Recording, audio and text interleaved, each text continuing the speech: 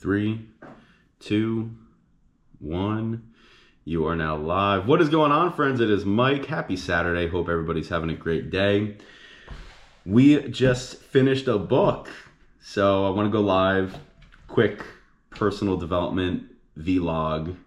Share a couple takeaways. I went live maybe like a week or two ago, and I had finished like the first part of this book. It's actually 3 books in one. But I read the second part and just wrapped up the third part. So figured I would go live real quick just to share a couple of takeaways, share a couple ideas, of course, share the book with you. And if it's something that you might be interested in checking out, if you're on a similar journey as I am, or you're just curious where I get some of my inspiration from, it is from the things that I listen to and the books that I read. So we're just going to jump right in. So the book that I'm reading is called The Book of Hermetica, and I pulled this one off the shelf from Barnes & Noble. I have been into the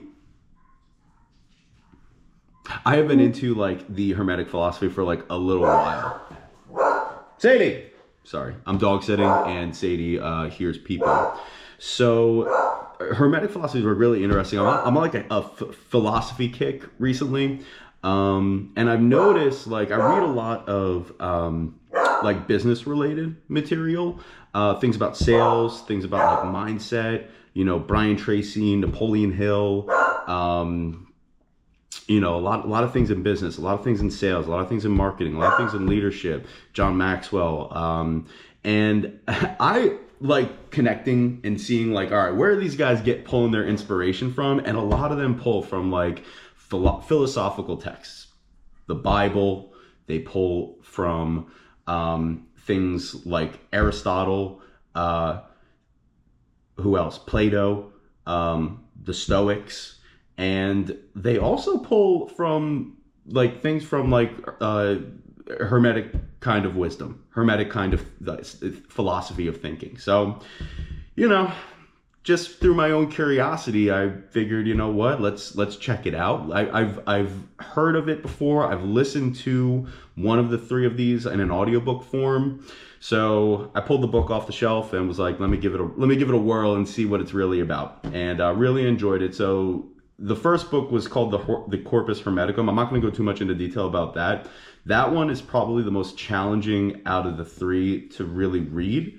It's written in very simple language. It deals with like the nature of the universe, the nature of God, the nature of spirit, written in very simple language, but the ideas are just really big and challenging to comprehend. Every like single line might leave you scratching your head, but there are some ideas in there that they'll challenge you, especially if they're ideas that don't necessarily exist in your paradigm, in your belief system. But there will also be some enlightening moments that, even as I was reading it, I was like, wow, that's a really interesting way of thinking about that. The second one is actually called the Emerald Tablet. The Emerald Tablet is something that they kind of go into the history about it. It was something that was literally like carved in stone and translated in a bunch of different translations in different languages. And it existed like maybe 100 to 300 BCE. And the idea behind it was it's like 10 to 12 stanzas that were actually maybe provided to like kings or people who were in some kind of a role of like rulership. And it was kind of along the lines of, listen, these are the way to rule a kingdom if you want to rule effectively. So really interesting kind of ideas. And I found it interesting that like even someone like Isaac Newton, who we all know Isaac Newton, he invented calculus. He's one of the reasons why we are living in the technological age that we live in now. Isaac Newton was very heavily influenced by the philosophy of Hermeticism.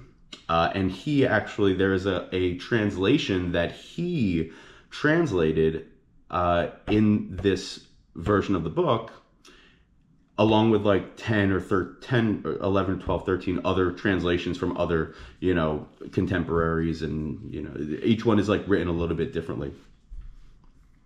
One thing that I found interesting is, the saying, like, when you're like if you're in trouble and you're at the court and they say you have to tell the truth and nothing but the truth, so help you God. In one of the translations, that is literally like the translation. It's the first stanza. This is the truth, the whole truth, and nothing but the truth. And I was like, what? That's like something that you put your hand on the Bible and you're going to give your testimonial. And Law and Order just plagiarized it from the Emerald Tablet. Weird. So the last one is called the Kybalion. I don't know if I'm saying that right. Kybalion. 7 principles of just like how maybe the universe works. And a little bit more recently written, 1908, taking the ideas of like all of this philosophy and putting it in terms that someone could like really understand and grasp, and at least like actually potentially apply in their daily life. So this is where things like you get the law of vibration, right? Talks about things like the law of attraction, like those kinds of ideas. Polarity, everything has, one truth is only just a half truth. There's 2 sides to every story. One thing that I found very interesting I believe it's the law of polarity. In the law of polarity, they actually cite something called the law of compensation. And I got to double check this because, it's the principle of rhythm. So rhythm is like, how like the waves of the ocean, the waves crash and then they recede. The pendulum swings. I just posted a quote about this, spoiler alert. This is where I get my quotes from books, believe it or not. The pendulum swings to one side and it always swings back in equal proportion. And there's a rhythm to life. Success, failure. Over and over and over again. But there's this idea of compensation. And in the chapter, I didn't catch it at first, but on the full chapter on the principle of rhythm, it's talking about the law of compensation. I was like, where have I heard that before? The law of compensation. Now this, I think the Kybalion was like written in 1908. I got to check where Ralph Waldo Emerson, he's kind of like a very popular thought leader in the ideas of like transcendentalism. He has a very popular essay about the law of compensation. So transcendentalism, for instance, Ralph Waldo Emerson, Henry David Thoreau, there's a bunch of other like transcendentalist philosophical thought leaders. I mean, the ideas of Hermeticism definitely predate the ideas of contemporary transcendentalism, but it's like clearly the influence was there. It's like very interesting. I find that so interesting. You could like trace these like golden threads through, different times and different authors and different thought leaders and different people, different creators, sharing their perspective on ideas that are common even in different like aeons of time. Pretty weird. But the idea of compensation is like the principle of rhythm. Within that is the law of compensation, and the law of compensation says whatever it is that you do, there is an equal compensation to that. Let's take like the idea of like if you tell a lie, and this actually comes from the Ralph Waldo Emerson's essay. And it always stuck with me. Whenever I think of compensation, I think of it this way. It's like, let's say if you tell a lie, or you steal, or you're a criminal, and you get away with it, right?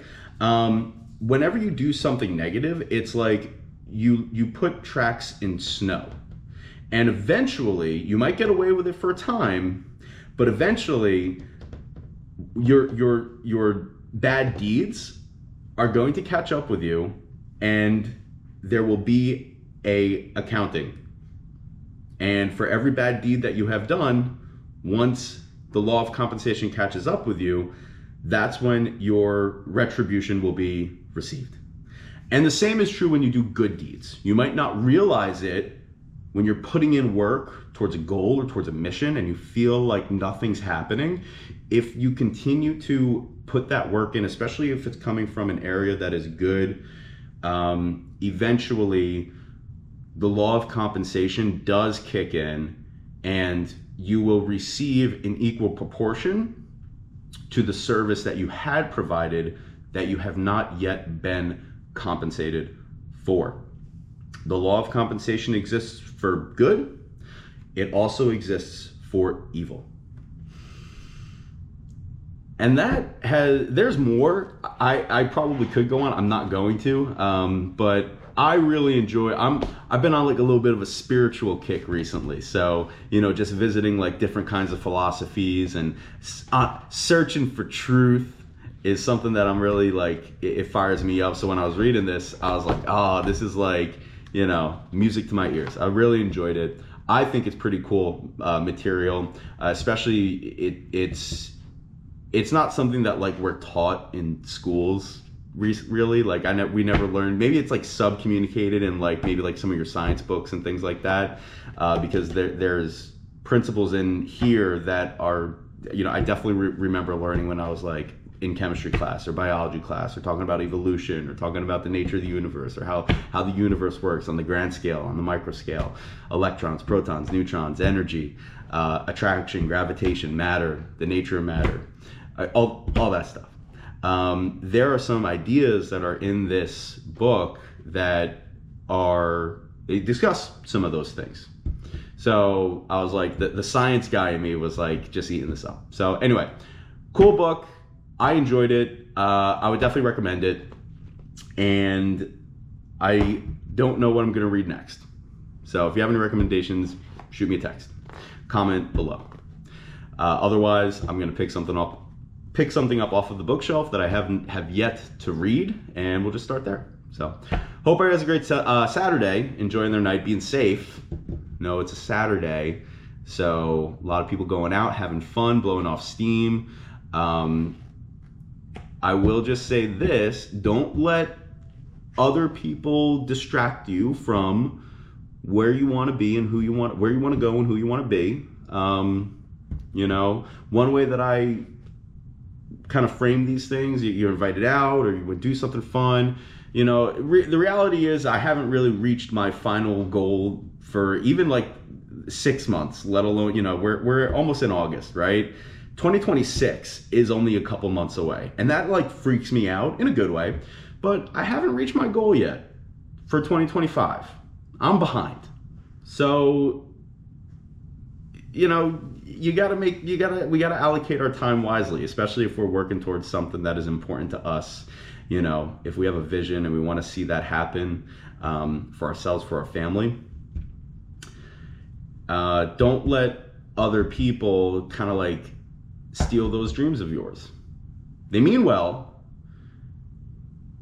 but we can't let other people kind of like steal what we want to have happen for ourselves, because they will. They'll dangle fun things in front of you, and you leave you chasing the next shiny object, and then you're whirled around and you're steps behind where you could have been if you had just stayed focused. So hope everyone has a great night, and we'll catch up again real soon. All right, talk to you later. Bye.